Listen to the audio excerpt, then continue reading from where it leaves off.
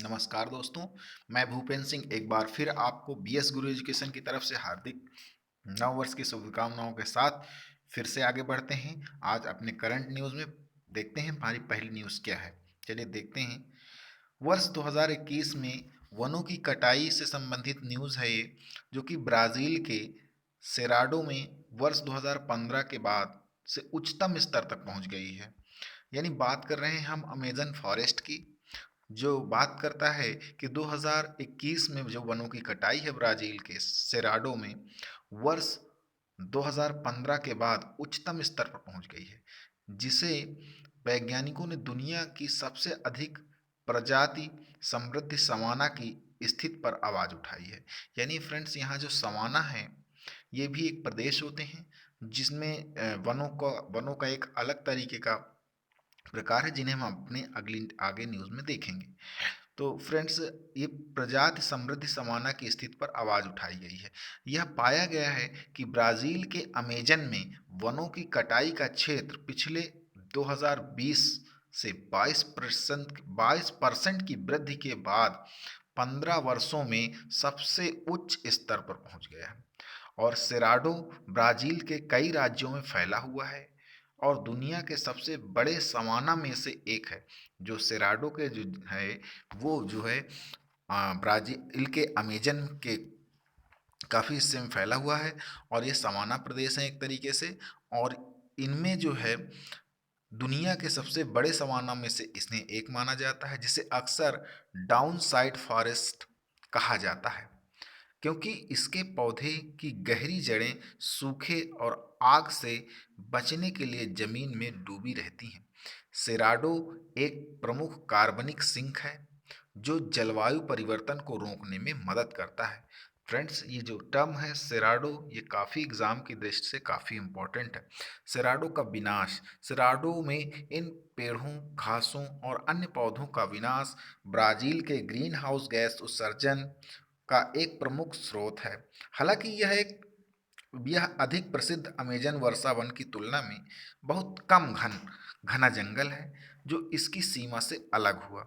जुलाई 2021 से अब तक 12 महीनों में सेराडो में वनों की कटाई और देसी वनस्पतियों की निकासी 8% से बढ़कर 8,531 वर्ग किलोमीटर की हो गई है।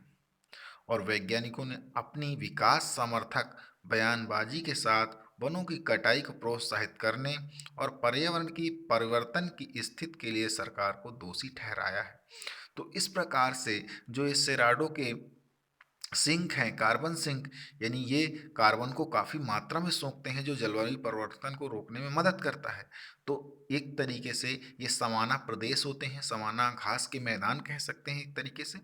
और ये काफ़ी ज़्यादा मात्रा में कार्बन सिंक को सोखते हैं और ये ब्राज़ील के अमेजन के क्षेत्र में सेराडो नाम से प्रसिद्ध हैं। तो बढ़ते हैं अगले इसकी स्लाइड पर, देखते हैं कि वनों की कटाई का क्या स्तर रहा, क्यों हुई इतनी कटाई। तो वनों की कटाई जंगल के अलावा किसी क्षेत्र में निर्माण कार्य हेतु पेड़ों को स्थायी रूप से हटाना, इसमें कृषि या चराई, ईंधन, निर्माण आदि के लिए भूमि को साफ करना शामिल हो सकता है। आज सबसे अधिक वनों की कटाई उष्णकटिबंधीय क्षेत्रों में हो रही है। जो क्षेत्र पहले दुर्गम थे वे अब पहुंच के भीतर हैं, क्योंकि घने जंगलों में नई सड़कों का निर्माण किया जा रहा है। मैरीलैंड विश्वविद्यालय के वैज्ञानिकों की वर्ष 2017 की एक रिपोर्ट से पता चलता है कि उष्णकटिबंधीय क्षेत्र ने वर्ष 2017 में लगभग 1,58,000 वर्ग किलोमीटर जंगल खो दिए हैं, जो लगभग बांग्लादेश के आकार के बराबर है। तो इसका प्रभाव देखते हैं क्या होगा। तो उष्णकटिबंधीय क्षेत्रों में वनों की कटाई भी कैनोपी के ऊपर जल वाष्प के उत्पादन के तरीकों को प्रभावित कर सकती है, जिससे कम वर्षा होती है। वनों की कटाई न केवल उन वनस्पतियों को समाप्त करती है जो हवा से कार्बन डाइऑक्साइड को हटाने हेतु महत्वपूर्ण है।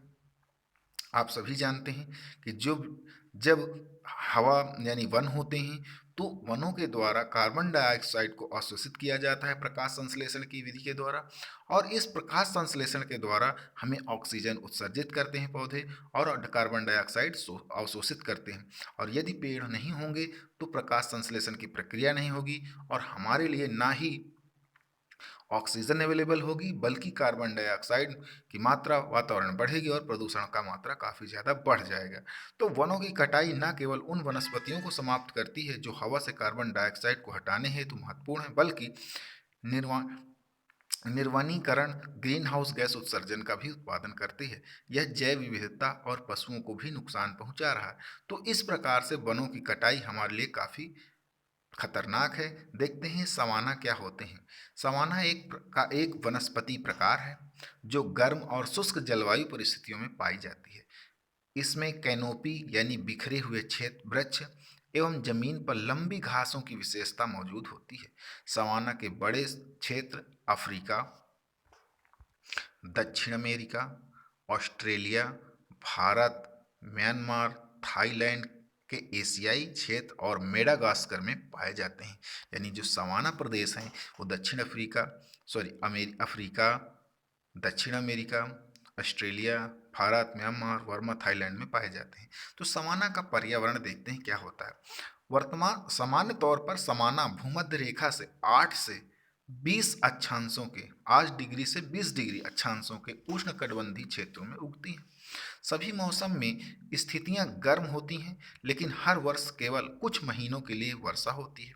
दक्षिणी गोलार्ध में अक्टूबर से मार्च तक और उत्तरी गोलार्ध में अप्रैल से सितंबर तक। औसत वार्षिक वर्षा आमतौर पर 80 से 150 सेंटीमीटर तक होती है। हालांकि कुछ केंद्रीय महाद्वीपीय स्थानों में यह वर्षा 50 सेंटीमीटर जितनी कम हो सकती है। शुष्क मौसम आमतौर पर बारिश के मौसम की तुलना में लंबा होता है। यह अलग अलग क्षेत्रों में 2 से 11 महीने तक का होता है। शुष्क मौसम में औसत मासिक तापमान 10 से 2 सेंटीग्रेड तक हो जाता है। तो इस प्रकार से सवाना प्रदेश के विषय में हमने जाना, और इस सवाना घास के मैदान ज़्यादा तौर से क्या होते हैं और कहाँ पाए जाते हैं। तो इस प्रकार से हमें इनको ध्यान रखना है। चलते हैं अपने अगले न्यूज़ की तरफ। बात करते हैं भारत के नियंत्रक एवं महालेखा परीक्षक यानी CAG की एक नई रिपोर्ट के अनुसार चंबल नदी यानी मध्य प्रदेश पर निर्मित गांधी सागर बांध की तत्काल मरम्मत कराए जाने की आवश्यकता है। चंबल नदी पर बना हुआ बांध गांधी सागर बांध तत्काल मरम्मत के उपयोग में लाने आवश्यक है इसको, क्योंकि CGA ने कहा है कि इसकी मरम्मत जल्द ही होनी चाहिए, जो कि चंबल नदी के में मध्य प्रदेश में बना हुआ पर मध्य प्रदेश में बना है। नियमित जांच के अभाव और गैर कार्यात्मक उपकरण और चोक नालियां वर्षों से बांध को नुकसान पहुंचाने वाले प्रमुख कारक हैं। गांधी सागर बांध की बात करें तो यह राष्ट्रीय महत्व के 5 जलाशयों में से एक है हमारे देश के लिए, जो कि काफ़ी इम्पोर्टेंट है। ये 5 जलाशयों में से एक है। गांधी सागर बांध का निर्माण 1960 में राजस्थान के कई जिलों को पेयजल उपलब्ध कराने एवं 115 मेगावाट बिजली पैदा करने हेतु किया गया था। हाल के वर्षों में कई बार टूट चुका है, जिससे निचले इलाकों में बाढ़ भी आ गई। बड़े बांध बनाने के मामले में भारत दुनिया में तीसरे नंबर पर है। अब तक बनाए गए 5,200 से अधिक बड़े बांधों में से लगभग 1,100 यानी 1100 बड़े बांध पहले ही 50 वर्ष की आयु तक पहुंच चुके हैं, और कुछ तो 120 वर्ष से अधिक पुराने हैं। ऐसे बांधों की संख्या वर्ष 2050 तक बढ़कर 4,400 हो जाएगी। इसका अर्थ है कि देश के बड़े बांधों में से 80% के अप्रचलित होने की संभावना है, क्योंकि लगभग 50 वर्ष से सैकड़ों हजारों माध्यम एवं छोटे बांधों की स्थितियां और भी खतरनाक हो जाएंगी, क्योंकि उनका जीवन बड़े बांधों की तुलना में कम होता है। तो इस प्रकार से इस न्यूज़ में और आगे बढ़ते हैं, थोड़ा सा बात करते हैं कि अब उदाहरण देखें तो कृष्णा राजा सागर बांध वर्ष 1931 में बनाया गया था और अब 90 वर्ष पुराना है। इसी तरह मैट्यूर बांध वर्ष 1934 में बनाया गया था और अब यह 87 वर्ष पुराना है। ये दोनों जलाशय पानी की कमी वाले कावेरी नदी बेसिन में स्थित हैं। भारत के पुराने बांधों से संबंधित मुद्दे वर्षा पैटर्न के अनुसार निर्मित हैं।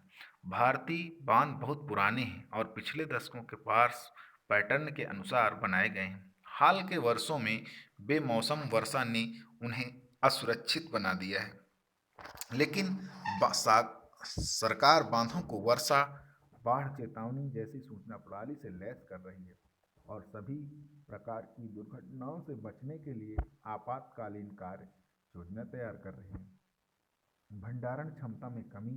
जैसे जैसे बांधों की आयु बढ़ती है, जलाशयों में मिट्टी पानी का स्थान लेती है, इसलिए भंडारण क्षमता के संबंध में किसी भी प्रकार का कोई दावा प्रस्तुत नहीं किया जा सकता। जैसे कि 1900 और 1950 के दशकों में देखा गया, 1900 से 1950 के दशकों में देखा गया, भारतीय बांधों में जलाशय भंडार स्थान में अप्रत्याशित रूप से अधिक तेजी से कमी आई है, क्योंकि उनमें गाद यानी मिट्टी भर जाने की वजह से ऐसा हो रहा है। तो फ्रेंड्स, हमारे जो ये बांध हैं काफ़ी पुराने हैं, जिन्हें सरकार को अभी आप लोगों ने अभी फ़िलहाल कुछ पिछले समय में हमने बांधों से संबंधित कुछ बिल भी देखे थे, जो सरकार ने कुछ कानून बनाए हैं। आगे आने वाले समय में इनको हमें देखने को मिलेगा। बढ़ते हैं अगले न्यूज़ की तरफ। नोबेल शांति पुरस्कार विजेता एंग्लिकन आर्कबिशप और रंगभेद विरोधी प्रचारक डेसमंड टूट का निधन हो गया। वह पर्यावरण की रक्षा तथा इस संबंध में आवश्यक कार्रवाई करने के लिए बहुत भावुक थे। पर्यावरण के अनुकूल उनकी इच्छा के अनुसार उनके शरीर को एक्वामेशन से गुजारना पड़ा, जो पारंपरिक श्मशान विधियों का एक हरित विकल्प है। एक्वामेशन की प्रक्रिया में ऊर्जा का उपयोग होता है, जो आग से 5 गुना कम है। यह दाह संस्कार के दौरान उत्सर्जित होने वाली ग्रीन हाउस गैसों की मात्रा को लगभग 35% कम कर देता है। एक्वामेशन के बारे में जानते हैं। यह एक ऐसी प्रक्रिया है जिसमें मृतक के शरीर को कुछ घंटों के लिए पानी और एक मजबूत क्षार के मिश्रण में एक दबाव वाले धातु के सिलेंडर में डुबोया जाता है और इसके बाद 150 डिग्री सेंटीग्रेड तक गर्म किया जाता है। सरल जल प्रवाह तापमान और क्षारीयता का संयोजन कार्बनिक पदार्थों के टूटने पर जोर देता है। यह प्रक्रिया हड्डी के टुकड़े और एक तटस्थ तरल छोड़ती है, जिसे प्रवाह कहा जाता है। वह स्राव निष्फल होता है और इसमें लवण, शर्करा, अमीनो अम्ल तथा पेप्टाइड होते हैं। प्रक्रिया पूरी होने के बाद कोई ऊतक और डीएनए नहीं बचता है। तो इस प्रकार से एक्वामेशन एक आपकी हरित विकल्प है श्मशान विधियों में से। तो इन्हें शांति पुरस्कार विजेता एंग्लिकन आर्कबिशप के द्वारा उनकी इच्छा के अनुसार इनके साथ की ऐसा ये विरोध प्रचारक के डेमन टूट के निधन पर ऐसा किया गया। तो बढ़ते हैं, देखते हैं, बात करते हैं डेमन टूट के विषय में। डेमन टूट दक्षिण अफ्रीका के सबसे प्रसिद्ध मानवाधिकार कार्यकर्ताओं में से एक है। उन्होंने रंग भेद को समाप्त करने के प्रयासों के लिए वर्ष 1984 का नोबेल शांति पुरस्कार दिया गया था। उन्हें ब्लैक साउथ अफ्रीकियों के लिए आवाज़हीनों की आवाज़ यानी voice of the voiceless for black south Africans के रूप में जाना जाता है। जब नेल्सन मंडेला को देश के पहले अश्वेत राष्ट्रपति के रूप में चुना गया था, तो उन्होंने सत्य और सुलह आयोग यानी ट्रूथ एंड रिकन्सिलेशन कमीशन के अध्यक्ष के रूप में टूट को नियुक्त किया था। और सत्य और सुलह आयोग रंग भेद की समाप्ति के बाद 1996 में दक्षिण अफ्रीका में एक अदालत की तरह पुनर्स्थापना न्याय संस्था थी। अध्यक्ष के रूप में डेमन टूट ने नस्ली विभाजन के बिना एक लोकतांत्रिक और न्यायपूर्ण समाज के रूप में अपना उद्देश्य निर्धारित किया। निम्नलिखित बिंदुओं को न्यूनतम मांगों के रूप में सामने रखा। उन्होंने कहा कि सभी के लिए समान नागरिक अधिकार होने चाहिए। दक्षिण अफ्रीका के पासपोर्ट कानून का उन्मूलन किया। उन्होंने शिक्षा की एक सर्वमान्य यानी सार्वजनिक प्रणाली अपनाई। दक्षिण अफ्रीका से तथाकथित होमलैंड्स की जो जबरन निर्वासन की समाप्ति की।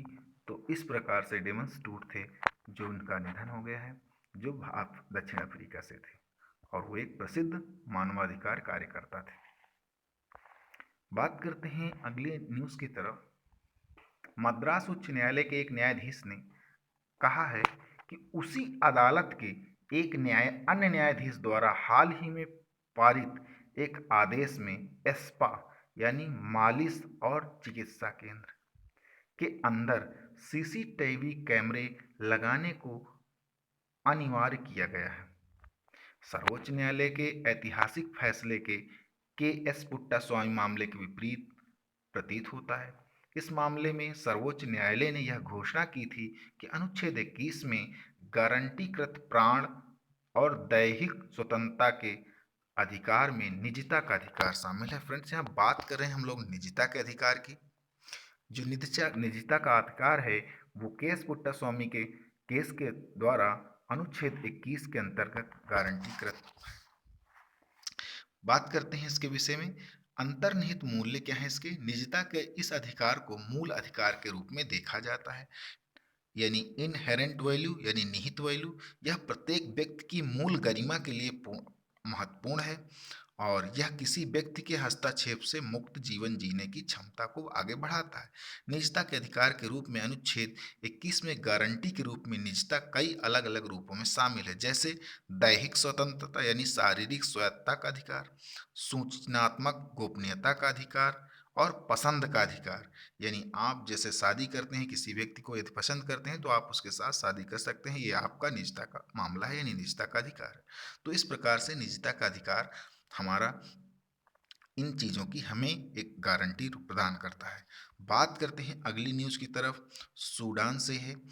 सूडान के प्रधानमंत्री अब्दुल्ला हमदोक ने देश को राजनीतिक अनिश्चितता में डालते हुए इस्तीफा दे दिया है। श्री हमदोक, जिन्हें अक्टूबर 2021 में सेना द्वारा बर्खास्त कर दिया गया था और कुछ सप्ताह बाद एक सौदे के हिस्से के रूप में बहाल किया गया था, ने देश में सेना विरोधी प्रदर्शन जारी रहने के कारण अपना पद छोड़ दिया है। सूडानी लोकतंत्र समर्थक समूहों ने सेना के साथ श्री हमदोक के समझौते को खारिज कर दिया और जनरल को एक स्वतंत्र नागरिक प्राधिकरण को सत्ता सौंपने की मांग की। लेकिन देखें तो अस्थिर सूडान तख्ता पलट के बाद क्रूर सैन्य शासन के कारण सूडान में गतिरोध की स्थिति है। इस संबंध में एक खबर रिकॉर्ड वाले महाद्वीप पर सूडान वर्ष 1956 में स्वतंत्रता के बाद से 6 तख्ता पलट और 10 असफल प्रयासों के साथ अपने स्वयं के वर्ग में है। स्वतंत्रता के बाद से केवल कभी कभार विराम के साथ सूडान को एक अरब अविभाजित वर्ग द्वारा शासित किया गया है, जो अपने लोगों की कीमत पर देश की संपत्ति को लूटने पर आमदा है। सेना के माध्यम से संचालित यह शासन सही मायने में एक क्रिप्टो करेंसी यानी चोर तंत्र है। बात करें अगर क्लेक्टो करेंसी का आशय एक ऐसी सरकार से है जिसके भ्रष्ट नेता राजनीतिक शक्ति का उपयोग कर अपने राष्ट्र की संपत्ति का अधिग्रहण करते हैं, या यह आमतौर पर व्यापक आबादी की कीमत पर सरकारी धन के गबन या दुरुपयोग के माध्यम से किया जाता है। इसका परिणाम यह हुआ कि सूडान एक ऐसे देश के रूप में सामने आया जो युद्धों और केंद्र एवं निरंकुश परिधियों के बीच संघर्ष से घिरा हुआ है। सेना तथा उसके सहयोगियों, विशेष रूप से रैपिड सपोर्ट फोर्स, ने अपनी शक्ति का उपयोग रक्षा उद्योगों से परे अपने आर्थिक हितों के लिए किया है। नागरिक शासन पारदर्शित और लोकतंत्र लाने के साथ साथ शासकों को वित्तीय हित के लिए खतरा होगा। सूडान के आम लोग दशकों से कुशासन के शिकार रहे हैं। 100% से अधिक की मुद्रास्फीति दर का सामना करती हुई लगभग एक चौथाई आबादी मुश्किल से अपना पेट भर पाती है और लाखों लोग शरणार्थी शिविरों में रहते हैं। इसके विपरीत अभिजात वर्ग की स्थिति काफ़ी बेहतर है, इसलिए अभिजात वर्ग यथास्थिति बनाए रखने हेतु संघर्ष कर रहा है। तो देखिए फ्रेंड्स, इसमें अगली न्यूज़ है इसी जगह पर। बात करते हैं कोर सेक्टर इंडस्ट्रीज़ की। 8 कोर सेक्टर इंडस्ट्रीज़ हैं।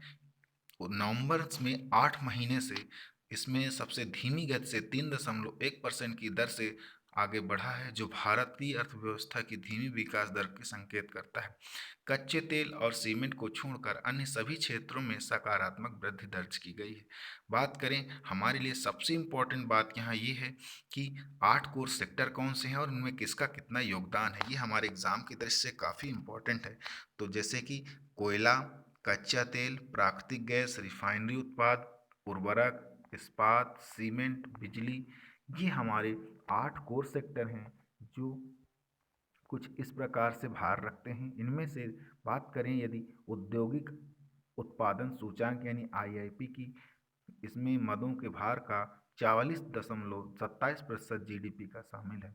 8 प्रमुख क्षेत्र उद्योगों के उनके भार के घटते क्रम में देखें तो सबसे अधिक बात करें तो रिफाइनरी प्रोडक्ट्स हैं, दूसरा बिजली, स्टील, कोयला, कच्चा तेल, प्राकृतिक गैस, सीमेंट और सबसे लास्ट में उर्वरक है।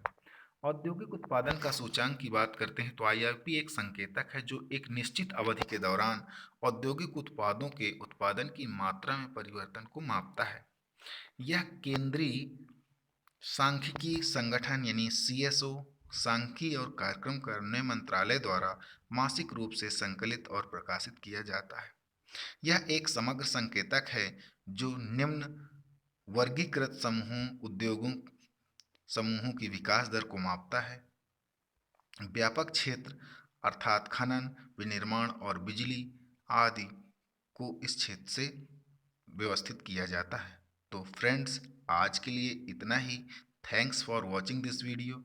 फ्रेंड्स, यदि ये वीडियो आपको अच्छा लगता है तो ज़्यादा से ज़्यादा फ्रेंड सर्किल में इसे लाइक करें और सब्सक्राइब करें, ज़्यादा से ज़्यादा लोगों तक पहुँचाएँ। Thanks for watching this video.